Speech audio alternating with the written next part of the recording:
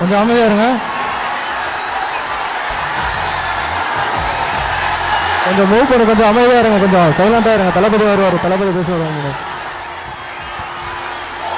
எல்லாருக்கும் வணக்கம்.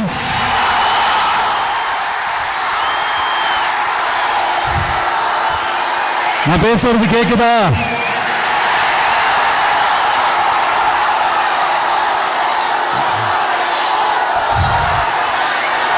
அந்த காலத்துல போருக்கு போறதுக்கு முன்னாடி போர்ல ஜெயிக்கிறதுக்காக குலதெய்வம் கோயிலுக்கு போய் சாமியை கும்பிட்டு தான் போருக்கு போவாங்களாம். அந்த மாதிரி அடுத்த வருஷம் நடக்க போற ஜனநாயக போருக்கு தயாராகிறதுக்கு முன்னாடி நம்ம மக்களை உங்க எல்லாரையும் பார்த்துட்டு போலான்னு வந்திருக்கிறேன்.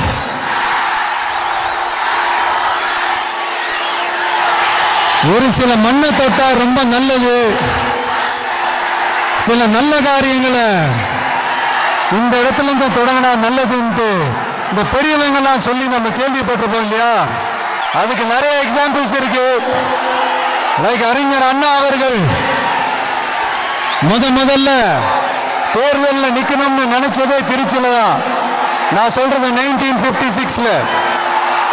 அதுக்கப்புறம் புரட்சி தலைவர் எம்ஜிஆர் அவர்கள் அவருடைய முதல் மாநில மாநாட்டை நடத்தினதும் திருச்சியில தான். நான் சொல்றது 1974ல. அந்த மாதிரி திருச்சிக்குன்னு நிறைய வரலாறுகள் இருக்குது. நம்ம கொள்கை தலைவர் பெரியார் அவர்கள் வாழ்ந்த இடம், மலைக்கோட்டை இருக்கிற இடம்,